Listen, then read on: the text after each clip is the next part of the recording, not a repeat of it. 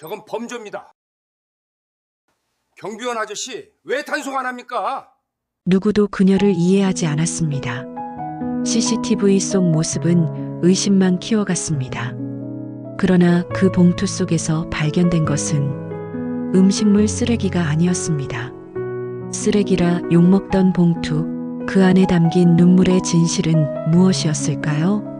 새벽 쓰레기 봉투 할머니의 숨겨진 이야기, 지금 시작합니다. 이 이야기는 실화가 아닌 창작된 드라마 시나리오입니다. 쿵! 묵직한 소리가 새벽의 정막을 갈랐습니다. 아직 가로등 불빛이 흔들리던 새벽 4시 CCTV 화면에는 구부정한 그림자가 어김없이 나타났습니다. 삐걱거리는 손수레, 헤어진 점퍼, 발끝이 달아해진 운동화. 작은 체구의 할머니였습니다.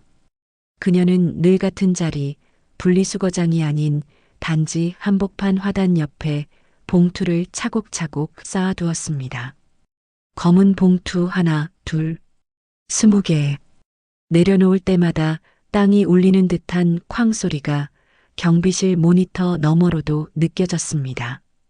처음엔 그냥 음식물 쓰레기인가 싶었습니다. 그러나 매일 똑같은 시간, 똑같은 장소, 똑같은 개수. 이 기묘한 반복은 차라리 불길하게 느껴졌습니다. 저게 다 뭐야? 출근길 주민이 모니터를 흘낏 보며 혀를 찼습니다.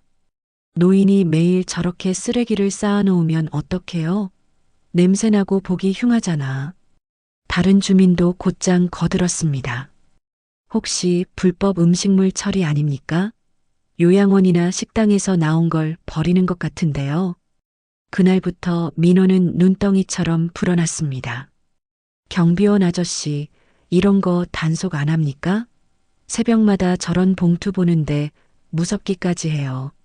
나는 대수롭지 않게 넘기려 했지만 CCTV를 돌려볼수록 의심이 자라났습니다. 매일 같은 시각, 같은 개수의 봉투를 남기고 주변을 두리번거리다 사라지는 할머니. 혹시 범죄와 연관된 건 아닐까? 봉투 안에 뭔가를 감추는 건 아닐까? 주민회의 자리에서는 그녀 이야기가 단호하게 도마에 올랐습니다. 이건 그냥 쓰레기가 아닙니다. 경찰에 신고해야 합니다. 나는 고개를 끄덕였지만 속이 알 수 없는 불편함으로 저려왔습니다. 며칠 전 내가 직접 그녀를 붙잡았던 순간이 떠올랐습니다. 할머니, 이거 뭐 하시는 겁니까? 이렇게 많은 쓰레기를 매일 버리시면 곤란합니다. 할머니는 잠시 눈을 피하다가 봉투를 감싸 쥔 채 떨리는 목소리로 말했습니다. 죄송합니다. 필요한 일이에요. 그 한마디만 남기고 그녀는 허겁지겁 사라져버렸습니다. 그날 밤 경비실 창가에 홀로 앉아 CCTV 화면을 되짚어 보았습니다. 봉투를 내려놓고 한참 숨을 고르던 뒷모습, 낡은 옷차림, 불안하게 흔들리던 손끝. 분명 뭔가 숨기는 게 있다. 하지만 왜 저토록 애써 감추는 걸까? 도대체 저 할머니는 왜 매일 새벽마다 봉투를 20개씩 남기는 걸까? 그날 이후 나는 경비실 모니터 앞에서 눈을 떼지 못했습니다. 이른 새벽마다 똑같이 나타나 봉투를 쌓아두고 사라지는 할머니. 주민들의 불만은 날이 갈수록 커져만 갔습니다. 아저씨, 그거 그냥 신고하세요. 쓰레기 냄새도 문제지만 저게 불법 처리면 우리 단지가 피해를 보는 거잖아요. 나는 고개를 끄덕이며 대답했지만 속마음은 쉽게 움직이지 않았습니다. CCTV 화면 속에서 본 할머니의 모습 때문이었죠. 바람에 흩날리는 흰 머리카락, 구부정한 어깨, 낡아해진 장갑. 봉투를 내려놓을 때마다 작은 몸이 휘청거렸습니다. 의심과 호기심이 교차했습니다. 대체 저 봉투 안에 뭐가 들었길래 매일 20개씩? 음식물? 불법 폐기물? 혹시 위험한 건 아닐까? 그런데 영상을 반복해 돌려보던 중 뜻밖의 장면이 눈에 들어왔습니다. 봉투를 내려놓은 뒤 할머니는 잠시 멈춰 두 손을 모으고 마치 누군가의 이름을 속삭이듯 고개를 숙이고 눈을 감은 채 조용히 서 있었습니다. 그 순간 내 마음 한구석이 흔들렸습니다. 단순히 범죄자로만 보기엔 그 초라한 뒷모습이 너무도 외로워 보였기 때문이었습니다. 결국 나는 결심했습니다. 내일은 직접 확인해야겠다. 봉투 안에 뭐가 들었는지 내 눈으로 본다. 다음 날 새벽 나는 분리수거장 근처에 숨어 그녀를 지켜봤습니다. 어김없이 4시 정각 삐걱대는 바퀴 소리와 함께 할머니가 나타났습니다. 숨을 고르며 봉투를 하나하나 내려놓는 모습, 떨리는 손끝이 눈에 밟혔습니다. 그리고는 주위를 살피더니 조용히 떠났습니다. 나는 서둘러 봉투를 열어봤습니다. 비닐을 가르자 예상과는 전혀 다른 광경이 펼쳐졌습니다. 썩은 음식물도 불법 폐기물도 아닌 정갈이 쌓인 반찬통, 김치, 멸치볶음, 달걀말이, 식은 밥. 마치 누군가를 위해 도시락을 십수게 준비해 둔 듯 깔끔했습니다. 순간 심장이 덜컥 내려앉았습니다. 이게 뭐지? 왜 이걸 쓰레기처럼 내놓는 거야? 나는 봉투를 부여잡은 채 한동안 꼼짝할 수 없었습니다. 의심은 오히려 더 커졌습니다. 도시락처럼 보이지만 왜 몰래 버리듯 두고 가는 거지? 혹시 누군가에게 전달하는 암호 같은 건 아닐까? 범죄의 신호? 그러나 동시에 김치 냄새가 코끝을 스치자 가슴이 먹먹해졌습니다. 어쩌면 누군가를 위해 정성을 다한 음식일지도 모른다는 생각이 불현듯 스친 겁니다. 다음 날 나는 주민대표회의에 불려나갔습니다. 회의실 공기는 무겁고 차가웠습니다. 경비원님, CCTV 다 보셨죠? 매일 새벽 봉투 20개씩 버리는 거, 이거 정상 아니에요. 대표가 단호한 목소리로 말했습니다. 다른 주민도 거들었습니다. 어제 아침 일찍 나갔는데 봉투에서 밥 냄새가 나더라고요. 그냥 음식물 쓰레기 같진 않던데요? 혹시 누군가 몰래 장사하는 건 아닐까요? 불법 도시락 같은 거 말이에요. 나는 말없이 앉아 있었습니다. 이미 봉투 안을 열어본 사실을 말해야 할까 망설였지만 그 순간 다시 떠올랐습니다. 정갈하게 담긴 반찬, 떨리던 손, 그리고 기도하듯 눈을 감던 뒷모습. 제가 직접 확인해 보겠습니다. 조금만 시간을 주세요. 나는 결국 그렇게 대답했습니다. 회의가 끝나고 난 뒤 불안이 밀려왔습니다. 도대체 저 음식들은 어디로 가는 걸까? 왜 할머니는 마치 쓰레기처럼 포장해 몰래 내놓는 걸까? 혹시 내가 모르는 더 어두운 사연이 숨어 있는 건 아닐까? 그날 밤 잠을 이룰 수 없었습니다. 시계 초침 소리가 유난히 크게 들렸습니다. 새벽 3시 50분. 나는 경비실을 나와 분리수거장 옆에 몸을 숨겼습니다. 이제는 단순히 지켜보는 것만으론 안 되겠다고 결심했거든요. 어둠을 가르며 들려오는 삐걱거리는 소리. 어김없이 할머니가 나타났습니다. 한 손에는 무거워 보이는 봉투, 다른 손에는 작은 손전등. 그녀는 주위를 살피며 봉투를 차곡차곡 쌓기 시작했습니다.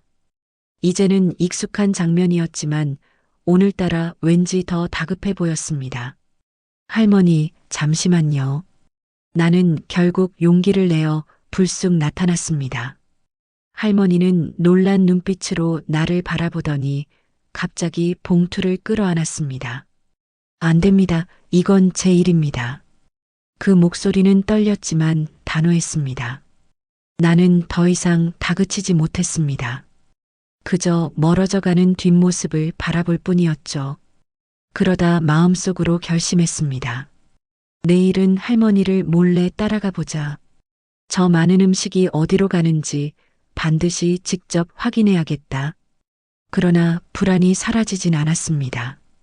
만약 내 추측이 맞아 범죄가 맞다면 내가 괜한 일을 벌이는 건 아닐까? 혹은 정말로 선한 이유라면 괜히 상처를 주는 건 아닐까? 갈등 속에서 새벽은 다시 밝아왔습니다. 그리고 나는 마음속으로 되뇌었습니다. 이제 물러설 수 없다. 진실을 밝혀야 한다. 다음 날 새벽 나는 예정대로 할머니의 발걸음을 따라 나섰습니다. 그녀는 검은 봉투를 차곡차곡 쌓아두고 주위를 살핀 뒤 천천히 골목 쪽으로 걸어갔습니다. 나는 일정 거리를 두고 조심스럽게 뒤를 밟았습니다. 그런데 예상치 못한 변수가 생겼습니다. 아파트 관리사무소 직원 2명이 이미 나와 봉투를 뜯어보고 있었던 겁니다. 맞지? 이거 다 음식물이야. 냄새 장난 아니네. 이거 분명 불법 영업이야. 어르신 치고는 돈이 만만치 않게 드는 것 같은데? 나는 황급히 다가가 말렸습니다. 잠깐만요. 함부로 건드리면 안 됩니다. 그러자 직원 한 명이 코웃음을 쳤습니다. 경비원님, 이건 우리 단지 문제예요. 어차피 신고 들어간 거 이제 경찰에 넘깁시다. 그 순간 심장이 철렁 내려앉았습니다. 경찰? 정말 지금 이대로 신고해야 하는 걸까? 혹시라도 범죄와 연루된 게 맞다면 막아야 하지만 내 눈에 비친 건 그저 작은 몸으로 봉투를 옮기던 초라한 할머니였는데 혼란스러워하던 그때 뒤에서 목소리가 들려왔습니다. 아저씨, 그 할머니 제가 잘 알아요. 목소리의 주인은 아파트 청년 경비 민수였습니다. 22살, 이제 막 군대를 전역하고 아르바이트로 경비 일을 시작한 청년. 민수는 진지한 눈빛으로 내게 속삭였습니다. 제가 몇 번 따라가 봤는데요. 이상하게도 저 봉투는 다 어디론가 실려나가요. 노숙인 쉼터 봉고차가 와서 가져가는 걸 2번이나 봤습니다. 나는 놀라서 되물었습니다. 뭐라고? 그럼 진짜 쓰레기가 아니란 거야? 네. 그렇다고 그냥 봉사활동 같지도 않아요. 할머니가 꼭 무슨 비밀을 감추듯 숨기더라고요. 직원들이 의심스러운 눈초리로 우리를 바라봤습니다. 그래도 불법 투기 맞잖아요. 어쨌든 단지에 봉투를 버리는 거니까. 민수는 고개를 저었습니다. 그렇게 단순한 게 아니에요. 직접 확인해 봐야 합니다. 결국 주민 대표까지 나섰습니다. 이건 회의에 다시 올리죠. 필요하면 경찰에 정식 신고하겠습니다. 나는 더 이상 말릴 수 없었습니다. 상황은 점점 내 손을 벗어나고 있었습니다. 그날 밤 나는 경비실에 앉아 깊은 한숨을 내쉬었습니다. 주민들은 끝내 의심을, 청년은 믿음을, 그리고 나는 그 사이에서 갈등을 하고 있었습니다. 머릿속은 복잡했습니다. 도대체 진실은 뭘까?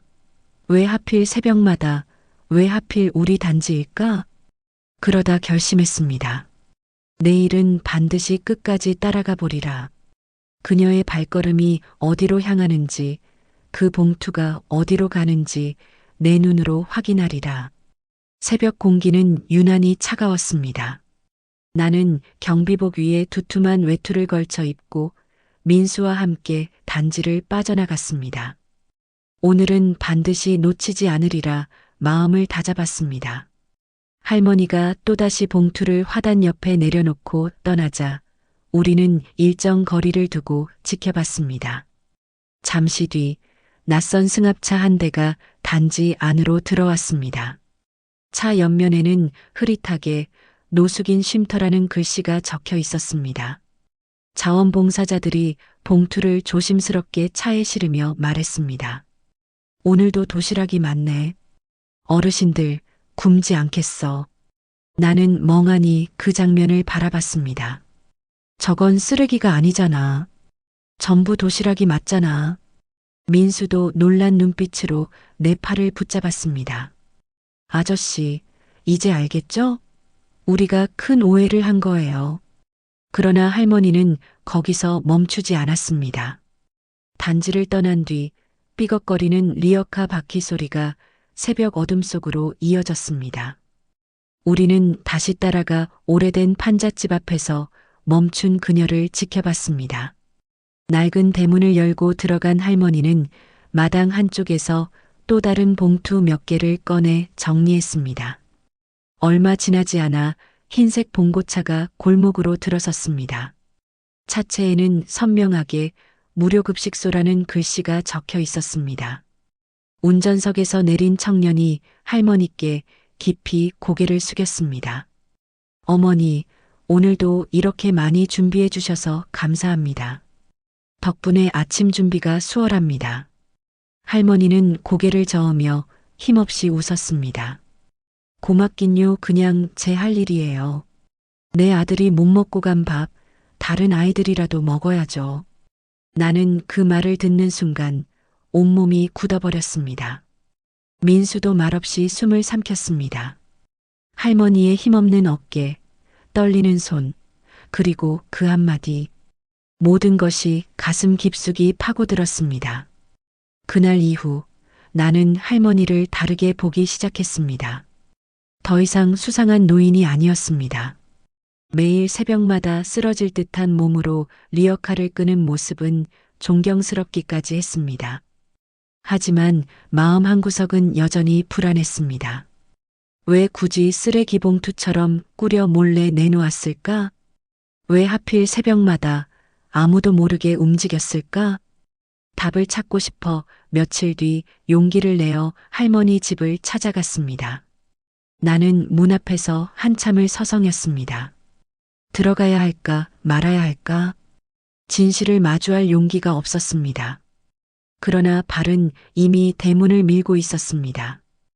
허름한 판잣집, 녹슨 대문을 밀고 들어가니 곰팡이 냄새와 눅눅한 공기가 코끝을 찔렀습니다.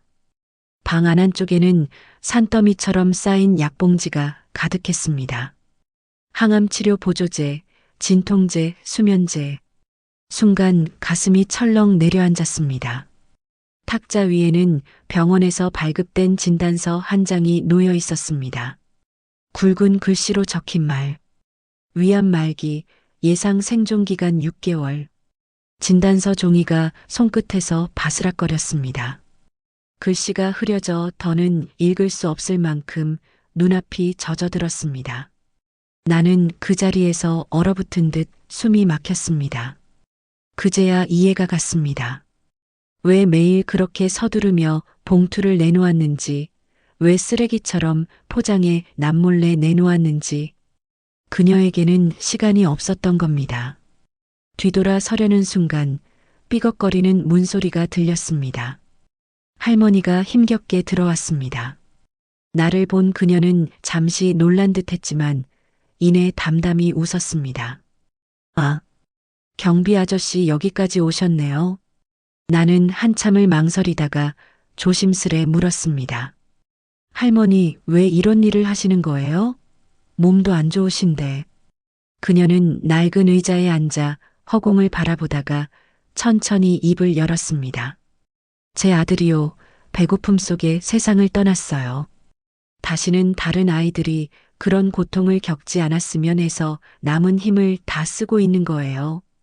그 목소리는 담담했지만 내 심장은 무너져 내렸습니다. 구부정한 어깨 위에 얹혀있던 세상의 무게, 그리고 아들의 부재가 얼마나 깊은 슬픔으로 그녀를 짓누르고 있었는지 이제야 알 수 있었습니다. 나는 고개를 숙였습니다. 할머니가 앓고 있는 병, 시한부라는 시간, 그리고 그럼에도 매일 도시락을 쌓아 나누는 그 살. 모든 것이 너무 벅차게 다가왔습니다. 할머니의 이야기를 들은 뒤 나는 더 이상 혼자 감당할 수 없다는 걸 깨달았습니다. 이대로 두면 할머니의 선행은 오해 속에 묻혀버리고 말 것이 분명했습니다. 그래서 나는 주민대표와 관리사무소, 그리고 함께 지켜본 민수에게 사실을 전했습니다. 그 봉투는 쓰레기가 아닙니다. 도시락이에요. 할머니가 밤새 만들어서 노숙인 쉼터로 보내고 계셨습니다. 처음 듣는 사람들은 의심스런 눈빛을 보냈습니다. 그러나 내가 할머니 집에서 본 약봉지, 진단서, 그리고 그녀의 고백까지 이야기하자 회의실은 숨소리조차 사라진 듯 고요해졌습니다. 누군가는 손으로 얼굴을 가렸고 누군가는 고개를 떨군 채 한동안 아무 말도 하지 못했습니다. 그리고 이내 터져나온 목소리. 우리가 잘못했네. 괜히 범죄니 뭐니 의심하고. 그날 밤 주민 몇몇이 함께 할머니 집을 찾았습니다. 할머니는 놀란 표정으로 우리를 맞이했지만 곧 눈시울이 붉어졌습니다. 저는 그냥 제 아들이 못 먹고 간 밥, 다른 사람들이라도 먹었으면 해서요. 주민들은 울먹이며 할머니의 손을 붙잡았습니다. 그중 한 사람이 흐느끼며 말했습니다.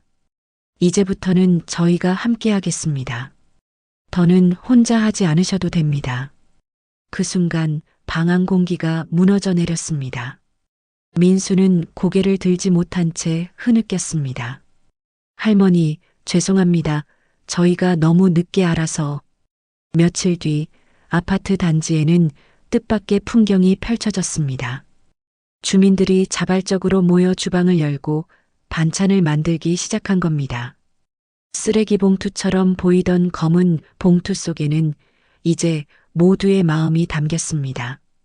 김치, 밥, 국, 과일까지. 할머니 혼자 준비하던 일을 이웃들이 함께 짊어진 것이었죠.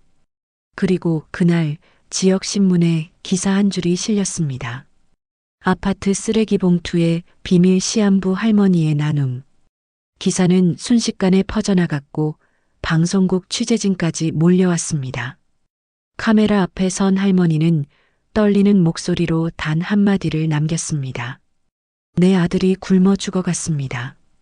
그래서 저는 남은 힘으로 다른 아이들만큼은 배고프지 않게 하고 싶었습니다.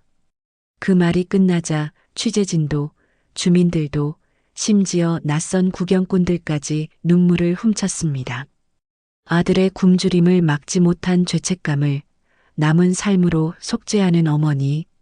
그 이야기는 누구의 가슴이라도 찢어놓기에 충분했습니다.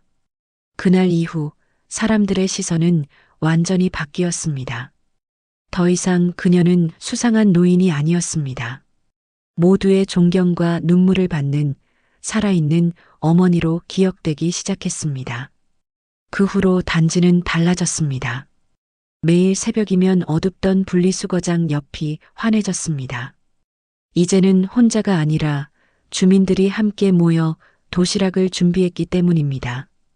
김치를 담아오는 이웃, 과일을 잘라 담는 아이들, 국을 끓이는 청년들까지. 봉투는 더 이상 수상한 쓰레기가 아니었습니다. 이웃들이 함께 만든 작은 기적의 상징이었죠. 할머니는 그 풍경을 지켜보며 몇 번이고 고개를 끄덕였습니다. 우리 아들이 하늘에서 보고 있겠죠. 엄마 잘했다고, 이제 안심하라고. 그녀의 눈가엔 늘 눈물이 맺혔지만 그 표정은 평화로웠습니다. 시간은 빠르게 흘러갔습니다. 봄꽃이 피고 지는 동안 할머니의 몸은 점점 약해졌습니다. 결국 어느 날 그녀는 조용히 세상을 떠났습니다. 마지막까지도 구부정한 손으로 도시락 봉투를 매만지다 잠들 듯 눈을 감으셨습니다. 장례식장은 크지 않았습니다. 그러나 그날 단지 주민들과 쉼터 아이들, 낯선 이웃들까지 발 디딜 틈 없이 모였습니다. 모두가 울며 서로를 붙잡았습니다. 쓰레기 봉투 할머니가 아니었어. 우리 모두의 어머니였어. 그 후 단지 입구에는 작은 현판이 세워졌습니다. 새벽 봉투 어머니의 자리. 매일 새벽 주민들이 그곳에 도시락과 반찬을 놓고 필요한 이웃이 가져갈 수 있도록 했습니다. 할머니의 뜻을 이어가는 나눔의 냉장고가 된 것입니다. 나는 오늘도 새벽 근무를 마치며 그 자리에 앉았습니다. 바람에 검은 봉투가 살짝 흔들렸습니다. 문득 구부정한 등이 어둠 속에서 걸어 나오던 할머니의 모습이 떠올랐습니다. 삐걱대던 리어카 소리, 떨리던 손, 그리고 담담했던 목소리. 그녀는 떠났지만 남긴 것은 사라지지 않았습니다. 나눔, 연대, 그리고 한 어머니의 끝없는 사랑. 그 모든 것이 우리 단지를 바꾸었고 내 삶을 바꾸었습니다. 나는 속으로 조용히 중얼거렸습니다. 할머니, 이제는 편히 쉬세요. 당신이 남긴 봉투 속 사랑은 우리가 이어가겠습니다. 새벽 하늘에는 별이 유난히 밝게 빛났습니다. 마치 어디선가 할머니가 그리고 그녀의 아들이 함께 웃고 있는 듯 했습니다.